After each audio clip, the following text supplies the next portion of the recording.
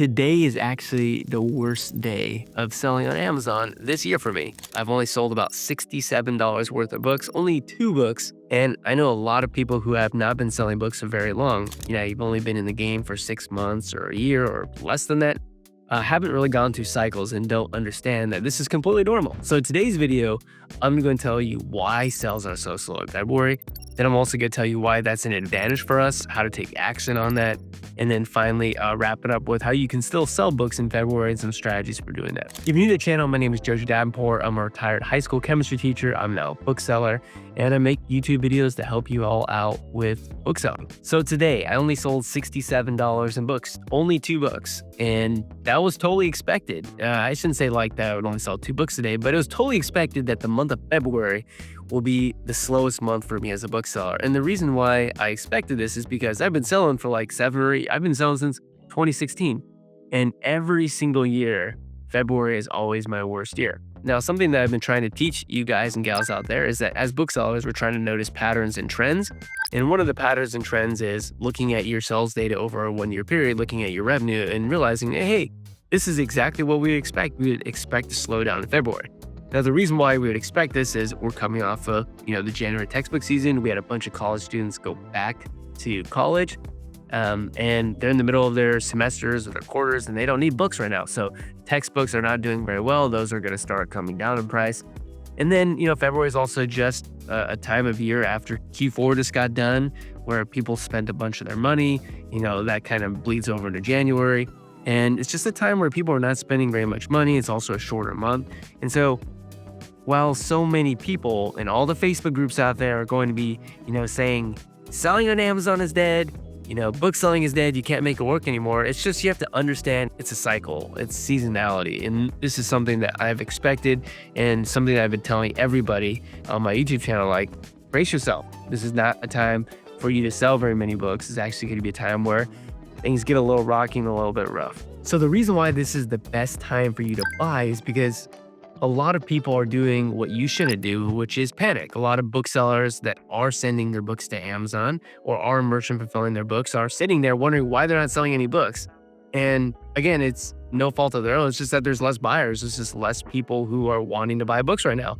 And the reason why that's an advantage for people like us, people who do online book arbitrage, is because we're buying these books on Amazon with the understanding that we're going to sell them on Amazon at a later date. And of course, there are different types of books, like there's all year round books and seasonal books. But when you have a bunch of supply on the market, and you have a bunch of sellers who are listing their books for sale and nothing is selling, well, inevitably, there's going to be a price competition and a race to the bottom. So a lot of these books, you will really start to see decrease in value over the next, over this month and bleeding also into March and into April. And so that's why it's such a good buying time, is if nobody's buying books, no customers are out there buying books, then prices are going to come down, which means that for a lot of the seasonal books, specifically for high school books and then college books coming up here in, July and August, a lot of those books are going to start getting quite low, and there's going to be plenty of buying opportunities.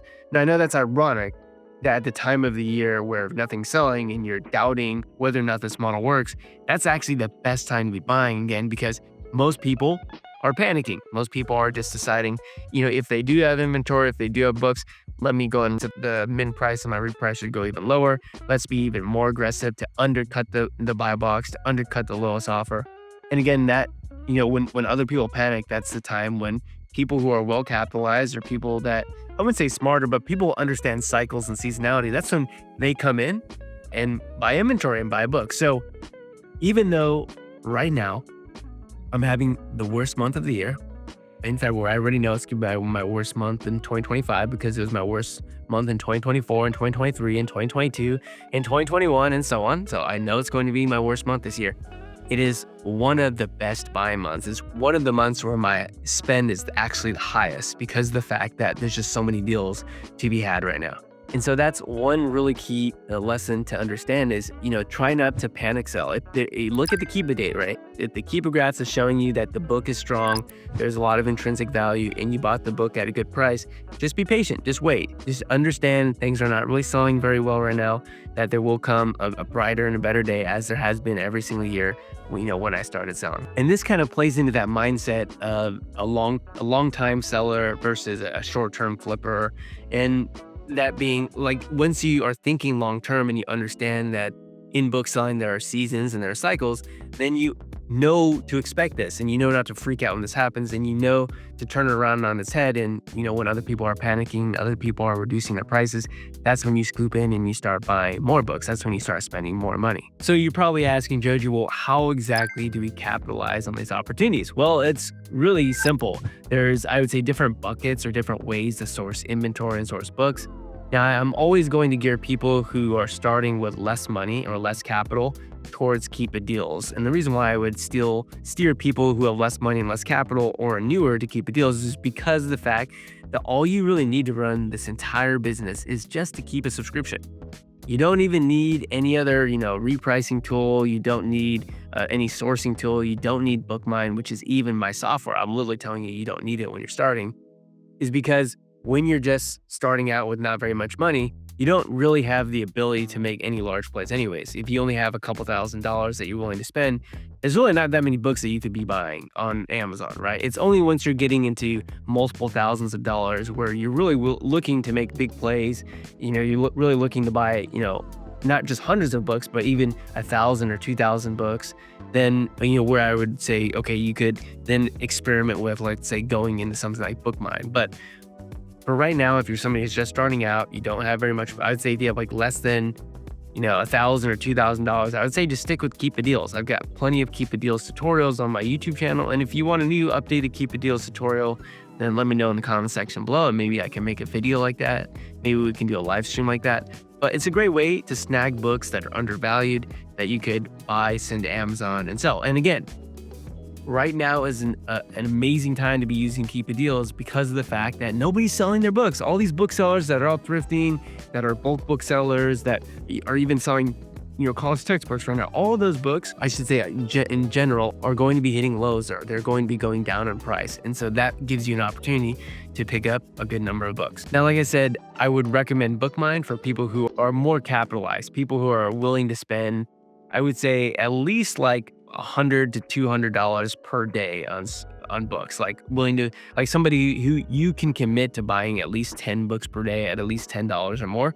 That's somebody who's well capitalized. That'd be like being able to spend, $3,000, $4,000 or more dollars per month, because that's where Bookmine would really shine, right? Because the whole goal of Bookmine is to give you the best leads, but of course you're paying for that service. And so for that to be worth it, you actually need to have enough money to buy those leads, if that makes sense. Now, the last part of this video on a wrap up is how could you still make sales in February, even though it's going to be the worst month for me? Likely it could be one of the worst months for you. So how would you still sell books? Well, like I told you, I don't want you to panic. I don't want you to lower your min prices to an unreasonable number.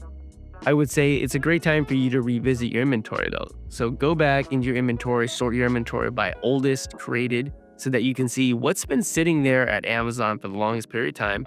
And what this will do is simply allow you to see which books haven't sold and figure out what the reason for it not selling is.